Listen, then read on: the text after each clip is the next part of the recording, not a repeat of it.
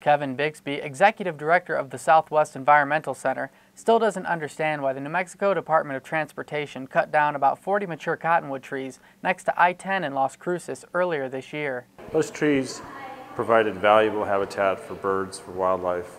They were collectively one of the largest stands of cottonwoods remaining along the Rio Grande in southern New Mexico. Assistant District Engineer with the department, Trent Doolittle, says the tree removal was the right thing to do. At this point, I don't believe it was a mistake, no. According to Doolittle, the trees were removed because homeless people were living in them.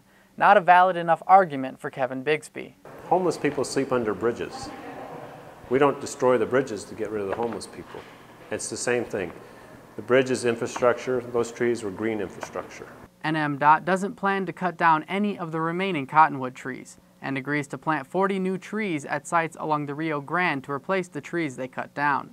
However, Bixby wants them to plant 400 trees, not 40, because not all cottonwoods make it to adulthood.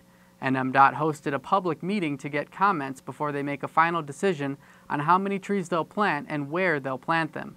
Trent Doolittle says NMDOT will also consider having public meetings before, not after they cut down trees in the future. That's something we'll consider.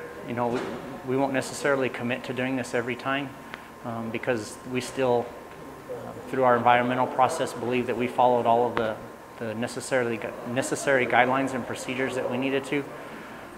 But it's certainly something that we'll discuss and consider before we move forward with a maintenance project of this size.